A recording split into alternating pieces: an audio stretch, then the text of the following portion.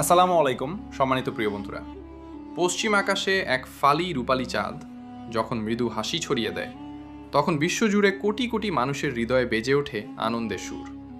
দীর্ঘ এক মাসের কঠোর সিয়াম সাধনা আর আত্মশুদ্ধির পর আসে সেই কাঙ্ক্ষিত দিন, ঈদ উল ফিতর।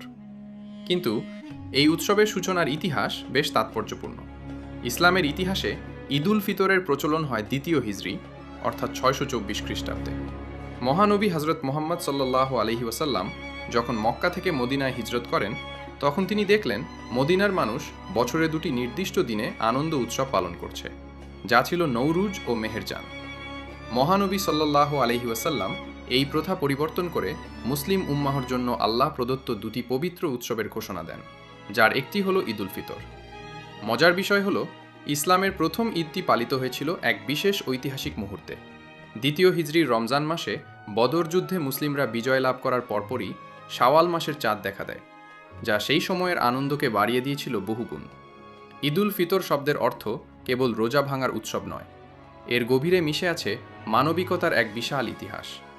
ইসলামের সূচনালগ্ন থেকেই এই দিনে সাদাকাতুল ফিতর বা ফিতরা দেওয়া বাধ্যতামূলক করা হয়েছে, যেন সমাজের কোনো মানুষ ক্ষুধার্ত থেকে উৎসব উদযাপন না করে। ইতিহাস আমাদের দেখায়, খলিফাদের আমলে রাষ্ট্রীয়ভাবে নিশ্চিত করা হতো যেন ঈদের খুশিতে ধনী দরিদ্রের কোনো ভেদাভেদ না থাকে।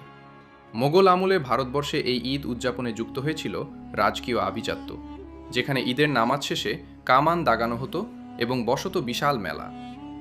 সময়ের আবর্তে উদযাপনের ধরন বদলেছে। আরব থেকে আজম, দেশভেদে সংস্কৃতিতে ভিন্নতা এসেছে, কিন্তু ঈদের সেই মূল সুরটি আজও একই রয়ে গেছে। ঈদ উল ফিতরের এই দীর্ঘ ইতিহাস আমাদের কেবল উৎসব নয়, বরং ধৈর্য, কৃতজ্ঞতা এবং একে অপরের প্রতি ভালোবাসা শিক্ষা দেয়। এক মাসের সাধনার পর নিজেকে নতুন করে আবিষ্কার করার নামই হলো ঈদ উল ফিতর।